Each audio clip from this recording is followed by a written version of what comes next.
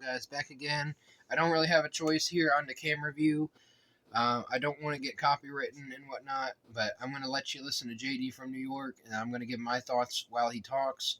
I guess we're going to start with the Karrion Kross video that he may get pushed, he may leave, we don't know. Either way, he should have been pushed a long time ago if they were serious about him, so I don't blame him if he leaves. I also don't blame him if he stays and makes a bunch of money to do very little, so, you know, to each their own. But here we go. I'll probably just stop when I agree or disagree with him. Here we go. I did a video before. Check that video out to make to understand. I would describe myself I don't really have a way of doing this because the only thing I can do is put it in this chair that I'm sitting in. I guess I could do that and then go sit on the couch. Sounds like I don't know what I'm doing, but I actually do. Hopefully you can see something. Hopefully the ads are not annoying. Karrion Kross. He's a name that a lot of people want to see pushed on WWE television. Yeah, since 21 or 22. The R-Truth situation. Both years. Becoming a bad one and then ultimately turning into a return for Ron Killings on WWE TV after being released. A lot of people started the We Want Truth movement. A lot of people have been on this push Karrion Kross movement as well. Everybody thought that WWE was giving up on Karrion Kross. We start to see him kind of slowly make his way back to television, but still nothing major on Monday Night Raw. A lot of people tend to think that Karrion Kross may be on his way out of WWE after rumors of his contract coming due, and the fact that he may not want to be back in the WWE over lack of opportunity. What is the reason why WWE hasn't given Kross a bigger role than they have given him for the majority of this return to WWE? What if I told you there is a vicious rumor going around that the reason why they don't push him is because he won't take bumps? Yes, that is the news. That is the narrative. That is coming from Wade Keller of the PW Torch. We will talk about that today on Off the Script. Malachi Black, or Aleister Black. I don't know why I keep calling him Malachi. I wish he worked out in AEW. They're fucking clueless over there. Aleister Black. He finally made me in line for a major push buddy. On Friday Night SmackDown. Oh, so exciting. And unfortunately, Chad Gable, we will be without Chad Gable on Monday night as he is required to get surgery. All this and so much more today on Off the Script. It is your Thursday, June 26th. 2025. We'll start with Karrion Kross. A lot of 666 going on today. Karrion Kross, the rumor of him not taking bumps is ridiculous. But I want to read to you what Wade Keller of the PW Torch said on his Monday Night Raw podcast. Like it. This was dated back June 16th, 10 days ago. And they're just to show you how relevant Wade Keller is if they're now clipping him from 10 days ago. Wade Keller claimed that wrestlers told him as much as far as Kross not wanting to bump or not taking bumps being the reason why they're not pushing him and why he may not become a big star on the main roster. Wade Keller says this, and I quote, "I talked about this when he was all the rage in NXT coming out of TNA. I was like, wrestlers are telling me when he gets to the main roster, nobody's going to put up with the fact that he doesn't want to take bumps. He's scared to bump. He doesn't flat back bump. I don't know if he's got an injury or a concern." He goes on to say, Kross favors one side, which is something maybe being an injury. So I don't know if he has a pre-existing condition or he's just not comfortable taking bumps. I don't know. I don't have the inside story on that. But I know wrestlers who I chat with about things, when I want wrestlers' insight, are like, "Oh, right, Wade, you're right when you say Karrion Kross won't be a big star on the main roster. But one of the reasons you are missing out on is what you watch next with his next match. He really just doesn't take bumps. But Keller concluded and said, Why should he it's necessarily? not that he's slow or plodding, or he's not that tall compared to the rosters in TNA and NXT, where his gimmick kind of needs to be taller than his opponent to make up for the fact that he's not creating movement. Lots of things Then are put him working in with against smaller him. people. But all that said, I find this current character development quite delightful, he said about Karrion Kross. Now, Kross is 39 years old, has experienced a ton of support, especially recently, largely online, with fans wanting him to be a much more major part of the show. And a lot of this comes directly from his post-WrestleMania work-shoot promo on the lack of push, and then added that with the documentary that he put out on his YouTube channel, which kind of gave a brand new insight into who the man behind Karrion Kross is and what makes his brain work. It was a great watch for 45 minutes. You know, I could sit here and I could go over the fact that he doesn't wrestle enough to even warrant taking bumps. And I can go into the fact that WWE is dropping the ball, whatever the case may be. There are probably reasons beyond explanation, more than we are privy to, as to why he's not being pushed on television. I agree. I don't know how they work. I can only sit here and give you my point of view, and I can sit here and give you my opinion on the topic. The first thing that jumps off my mind is the fact that Karrion Kross has wrestled twice this year on national television. Twice.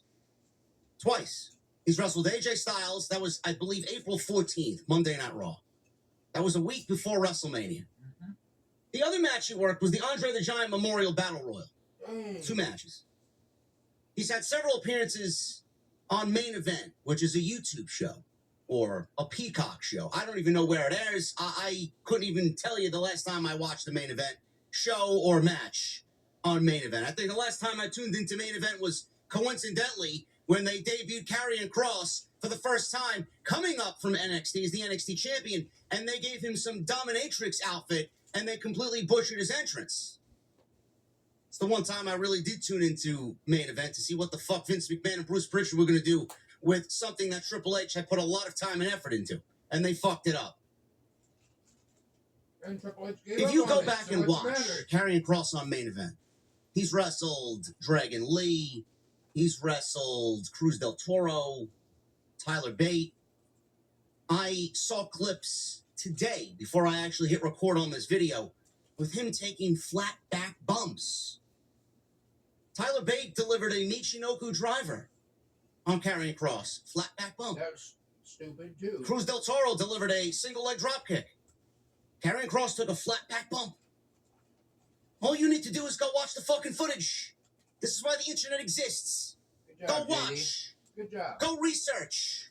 This is That's pretty good automatically on you. deemed false Because I heard that just by the narrative clips too. that I've seen online. Now then, you're going to get some people also saying, oh, well, if you go back and watch the tape, JD from NY206, go back and watch the tape. It's factually correct that he just doesn't take a lot of bumps, JD. Nor should he. He's bigger than most of them. I'm sorry, That's what how am it I works. supposed to believe when I'm staring at 2 clips as of the last month or so when he's taking flat back bumps? A lot of people don't grasp character development. You know, when Karrion Kross came in, he was the new toy for Paul Levesque. They built him up as dominant, as a challenger and then champion on NXT than anyone in NXT Black and Gold history. The man was unstoppable. The man was a monster. The man was booked like a fucking beast. People should be bumping for him. Yep. So automatically, due to the character that they gave him and the run that he was on and his presentation and the vibe that they wanted for him in the ring, everything was centered around others bumping for him. He was supposed to be the one dictating the pace. He was the one who was supposed to be methodically working a certain style. that's what he was told to do. He was working a big man style with the likes of Adam Cole and Finn Balor and Johnny Gargano and everybody else that was down there. Some people don't grasp pro wrestling 101. Karrion Kross does not need to go in there and start flying around like fucking Ray Phoenix. He doesn't need to be going into the ring and bumping around like Penta. He works a certain methodical style, and that is what he is going to do due to his size. Yes. I don't really understand this narrative. You want another fucking... Oh, I didn't really think of that, JD. That's a good point. How many times have we seen Ric Flair not take flat back bumps? The one thing, the one visual I always have when I think of Ric Flair in the ring is him going to the top rope and doing whatever he's planning to do, and it never goes off the way he wants, and people go there and stop him and slam him off the top rope. Ric Flair, for the duration of his career post-airplane crash, has never taken that move as a flat back bump. Maybe something is bothering Kross. Do we know that? Has he spoken about it personally? Did you hear it from the horse's mouth? Probably not. So whose business is it to report something like this and have it be factually incorrect when you can't even be decent enough to go ask the man, well, why is this rumor happening? Is there an injury? Is there something that happened that we don't know of? Do you care to elaborate? Did we ask him? Did we go to the source? No, we didn't. We're here speculating on the fucking fact that Wade Keller put something out there because he heard from the locker room.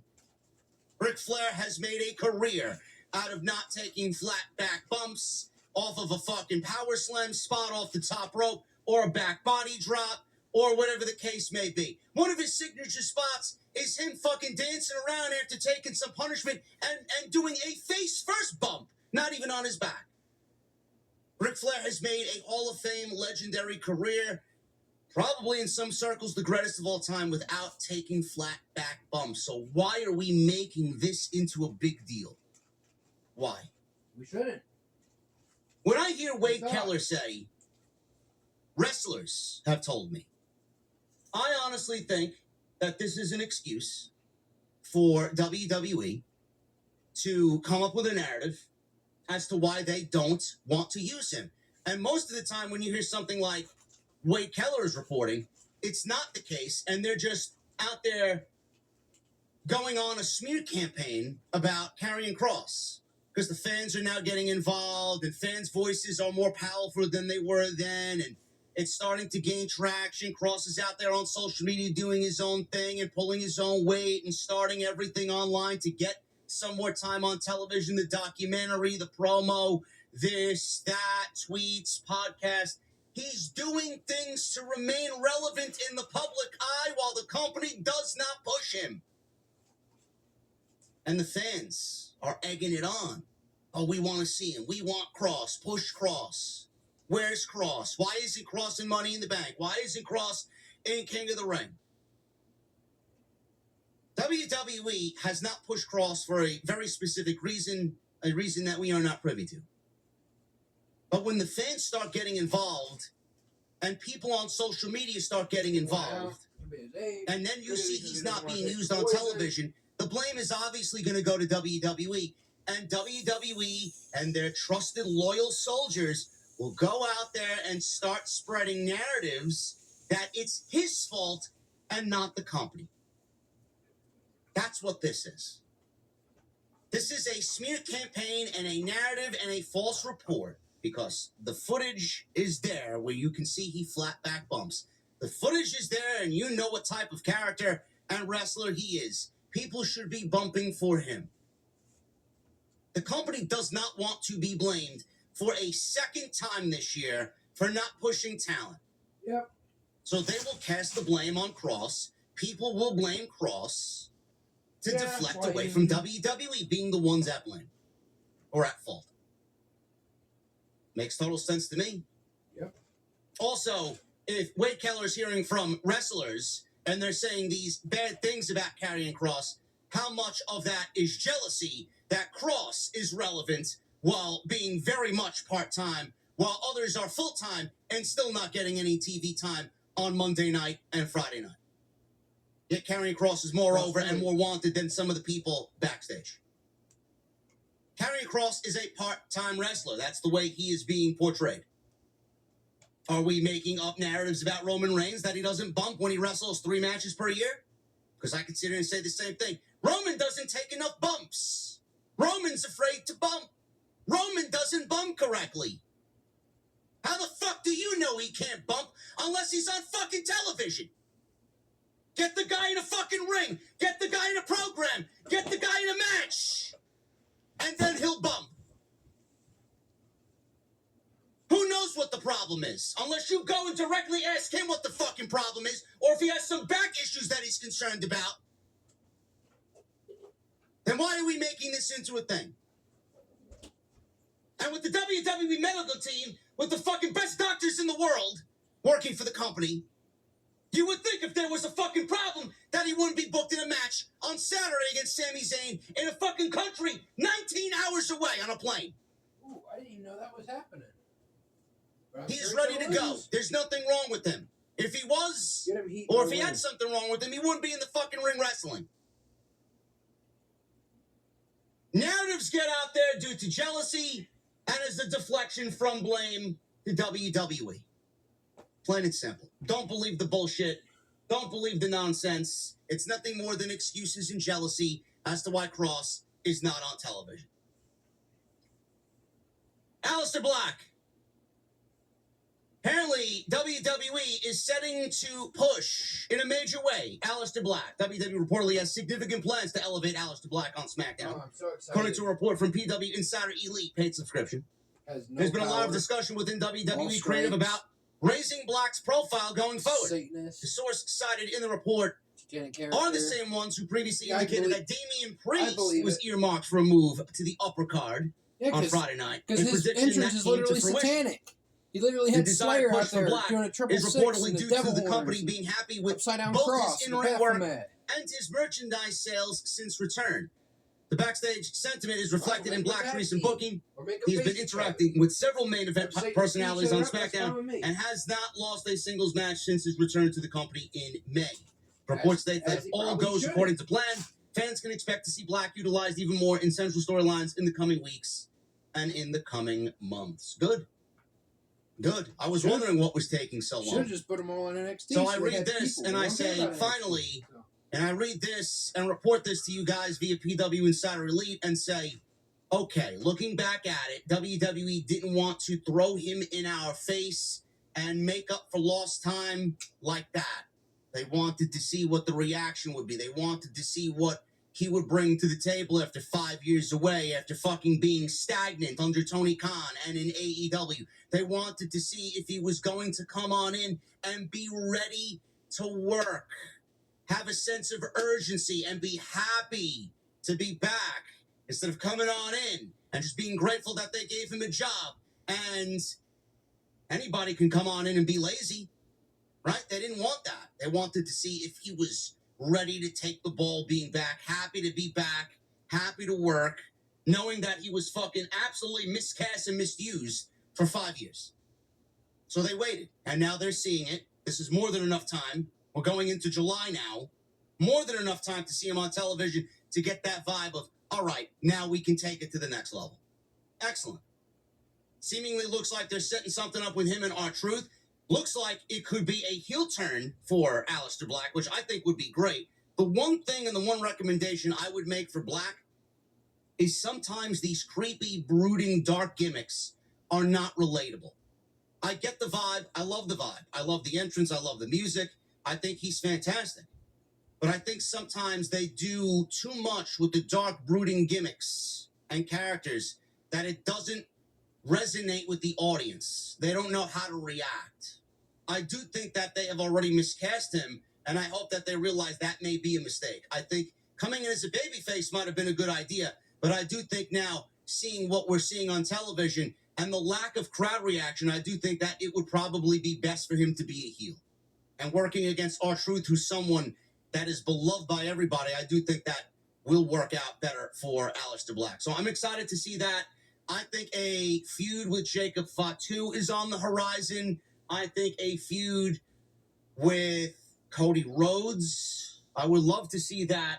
I would love to. I've been getting spam calls. Spam calls nonstop, man. Has anybody else had this fucking problem? Yep. Spam calls fucking at least 5 times a day. I can't stand it. Aleister Black versus Cody Rhodes. I'd like to see something like that. Maybe LA Knight if he's still on SmackDown. I think that would be great. There's a ton of people for him to work with. Damian Priest, babyface heel Aleister Black. I think that would be great. So we'll see what happens, man. I'm excited to see what they do with Aleister Black. Finally, going to be in line for a major push on Friday Night SmackDown. And Chad Gable. Unfortunately, we will be without Chad Gable on Monday Night Raw. The injury bug bites Chad Gable. Chad Gable was sidelined with an injury, as Bodyslam.net reported this week.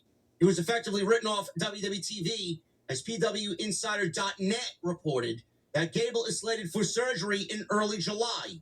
Unfortunately, Fightful Select also learned that Grande Americano has sustained a very similar injury.